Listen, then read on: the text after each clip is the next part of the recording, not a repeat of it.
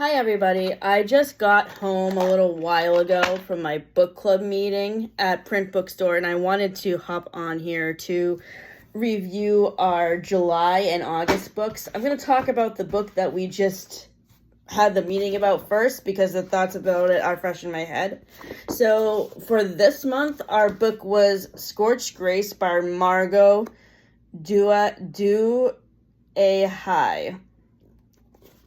which is a murder mystery that is set in the Catholic Church. We had a really great discussion about this book tonight. I rated it 4 stars originally, but after sitting on the discussion a little bit more that we had tonight, I think I'm going to have to downgrade my ranking because I agree with what a lot of other people were saying that the concept of this book is really good, but the writing of the author is a good writer, but this book itself was not as good as they expected it to be.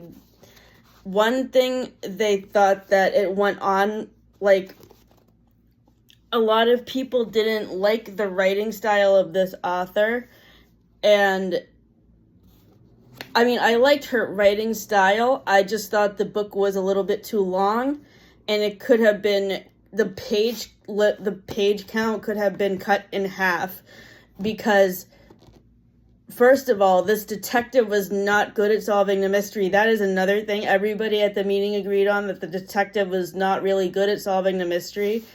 I compared this character to the character in Lock Every Door by Riley Sager because she was clueless and had no idea how to investigate things. And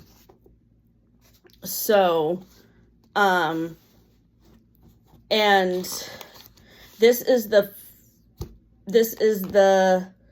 first book in a new mystery series, and we were also trying to determine what's gonna happen next in this series because the mystery in this book was solved halfway through it. So we were trying to determine what the next book is going to be about. I'm really interested to see what is going to happen next in this series. This is a lesbian romance that is set in the Catholic Church. I grew up Catholic, but I stopped going to church as often after the sex abuse scandal in 2006. So I still consider myself a recovering Catholic. So I don't really want to comment too much on the religious aspects of this book because I feel like it's uncomfortable for me to do that because I don't really consider myself to be a Catholic anymore. But I also thought the relationship between the people in a relationship could have been developed a lot better, in addition to the mystery being more difficult to solve, because I was able to figure out the conclusion to the mystery by the end of the first half of the book, so that made the second half of the book less interesting to read. So I originally gave this book 4 stars, but after sitting on the discussion a little bit longer, I have decided to downgrade it to 3 stars, much like I did with Make the Season Bright by Ashley Herring Blake last Christmas. Our July pick was the SafeKeep by Yael Vander. This is a female romance book set during the Holocaust, which is a very interesting setting for a romance, for a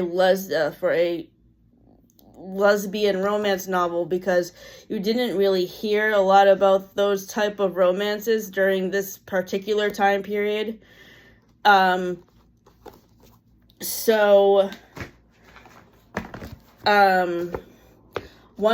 thing in the meeting last month that one of the other people in my reading group brought up was that the main female character in this book could have definitely been neurodivergent, because she was very to the point on certain things and followed a strict moral code when it came to her relationship or observing the relationship with her brother and his partner. Her brother was also gay. Let's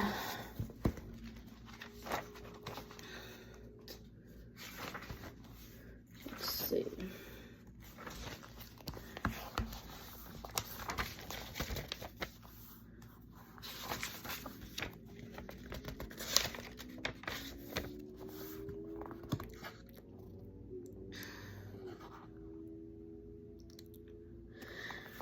So, another thing we talked about in the meeting last month was the comparison between the hardcover and the paperback book cover, and I can't make a comparison because I have not seen the hardcover book, the cover of the hardcover book. I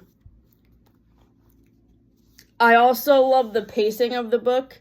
I think everything flowed together quite nicely between character development and relationship development between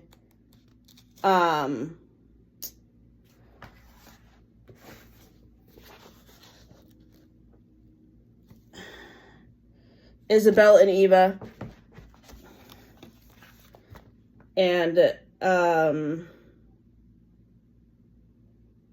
yeah, this author also, as I was just saying, the author also did a good job of developing the relationship between Eva and Isabel.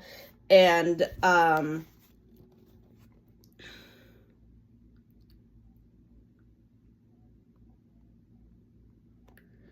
I just liked the deeper exploration of their romance, because as I said at the beginning of the review, relationships like these were not really well known or talked about during this time period.